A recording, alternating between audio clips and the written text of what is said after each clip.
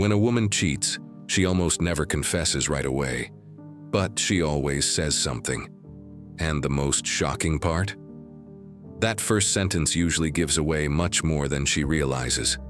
It might sound subtle, but it carries clear signs of guilt, manipulation, or emotional withdrawal. If you don't know how to recognize these signs, you might end up thinking it's all your fault. In today's video, I'm going to show you exactly what she says first, and what it really means. Pay close attention because recognizing these phrases can keep you from being deceived. Or worse, deceived twice. You're imagining things. The most common psychological weapon used by cheating women. This is, without a doubt, one of the most dangerous phrases a man can hear when he suspects infidelity. It's loaded with a subtle intention to make you doubt your own perception. When a woman feels she's been caught, her instinctive reaction isn't to admit it. It's to manipulate, and the most effective way to do that is by making you distrust your intuition. Picture this. You start noticing changes in her behavior. She becomes more distant, starts dressing up more to go out alone. Her phone is, never in sight anymore. When you bring it up, she smiles, takes a deep breath, and says, "You're seeing things that aren't there." That's when many men back down. They don't want to seem insecure, so they swallow their doubts. But the truth is, this kind of phrase is a classic example of gaslighting, a psychological game where someone tries to convince you that you're crazy. And man, that's cruel. She flips the script, makes you feel guilty for having suspicions, when in reality, your instincts are screaming for attention. Most men ignore this sign and end up in a spiral of emotional self-sabotage. You need to trust your senses.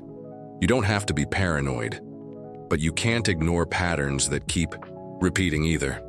When a woman tells you that you're imagining things, what she really wants is for you to stop digging. But a confident man knows, where there's smoke, there's usually fire. Pay attention to the details. They never lie. You don't trust me anymore? When the question hides the guilt, this phrase might sound like a sincere request for trust, but in reality, it's a disguised way of shifting the blame. By asking this question, the woman deflects attention from her actions and throws the emotional responsibility onto you. Instead of explaining her behavior, she puts you on trial. And the worst part? A lot of men fall for this emotional trap without realizing it. This kind of question usually comes up when you start connecting the dots. Maybe she's been more emotionally distant, replying to texts coldly, or showing unusual interest in someone at work. And when you try to talk about it in a mature way, she hits you with, "You don't trust me anymore?" Suddenly, you, the one with doubts, become the villain. Here's the thing. Trust is built with actions, not emotional speeches. If she really wanted to rebuild trust, she'd respond with clarity, not drama. This question is strategic, designed to mess with your head and make you feel guilty for having doubts. But no one starts suspecting for no reason. When a mature man feels something's off, it's because the signs are already there. Now, I want to hear from you. Have you ever heard this question during a moment of doubt? Leave a comment down below and share what the situation was like. Your story might open the eyes of other guys who are going through the exact same thing right now. You're the one who changed. When she tries to rewrite the story, this is one of the quietest and most dangerous moves. When she realizes you're paying more attention, she changes the narrative and starts pointing the finger at you. The goal is to make you believe that the distance, the coldness, and the discomfort in the relationship are your fault. This switch doesn't come with yelling or fighting. It comes with a calm tone, sometimes even a hurt one, but filled with intention. Let's say you start noticing that her schedule no longer adds up. The kisses are colder, and affection has become just a formality. When you try to understand what's going on, she hits you with, "You're the one who's different." That sentence is a trigger to mess with your perception. She plants a seed of doubt in your mind and forces you to question yourself. Suddenly, the whole problem is your change in behavior. But the change she's noticing in you, most of the time, it's your instinct reacting. It's you, subconsciously pulling away because something no longer feels genuine. It's not a lack of affection on your part. It's your energy sensing that it's being replaced, and instead of owning up to that shift, she creates a new version of the story, one where you're the villain, not her actions. A man who understands this kind of dynamic doesn't panic, doesn't try to prove he's still the same. He observes, and when in doubt, he doesn't defend himself. He listens carefully and acts wisely. Sometimes, the only answer you need is silence, because it makes it clear that you won't be emotionally manipulated. We need to talk about us, the warning before the bomb drops. When a woman says this, it's rarely by chance. She's already rehearsed what she's going to say. She's built a whole speech in her head, and more often than not, she's already made a decision. You're just not aware of it yet. This kind of approach usually comes with a serious, quiet tone, like someone about to bring up a heavy topic, but carefully calculated. What's interesting is that this conversation almost never starts with a direct confession. It comes wrapped in words like rethink, take some time, or our moment. Deep down, what she's really trying to do is test the man's reaction, to create an emotional space that softens the blow of what's coming. This type of intro is not innocent. It's preparation to shift some of the blame for something that already happened or is about to happen. At that moment, many men try to fix things on the spot. They start making promises, suggest changes, put themselves in a vulnerable position, all without even knowing what really triggered that conversation. And here's the problem. Someone who's about to walk away for other reasons doesn't want solutions. She wants to ease her conscience. She wants to leave the relationship claiming she tried to talk. That's why, when you hear this phrase, take a breath. Stay calm, but turn on your radar. Ask clearly, do you want to talk, or do you want to leave? That simple question cuts through the psychological game and forces the other person to be direct. Men who don't fall for emotional games earn more respect, even from those trying to run from the truth. It didn't mean anything. The excuse that tries to erase the damage.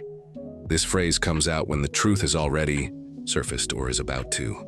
It's a desperate attempt to minimize the impact of the betrayal, as if the lack of emotional involvement somehow makes the act less serious. But cheating, even without emotional connection, is still a conscious choice, and saying it didn't mean anything is just a way to dodge responsibility without facing the consequences.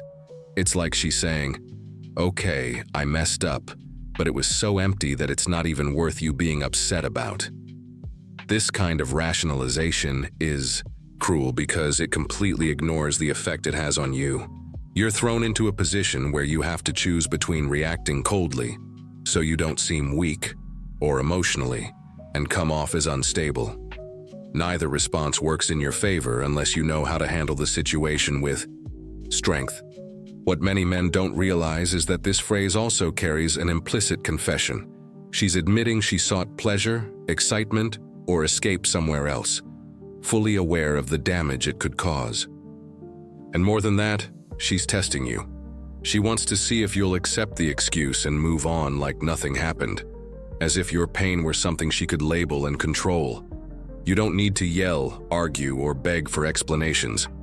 But you do need to make it clear that your dignity is not for sale. When a woman tries to downplay cheating, what she's really doing is measuring your limits.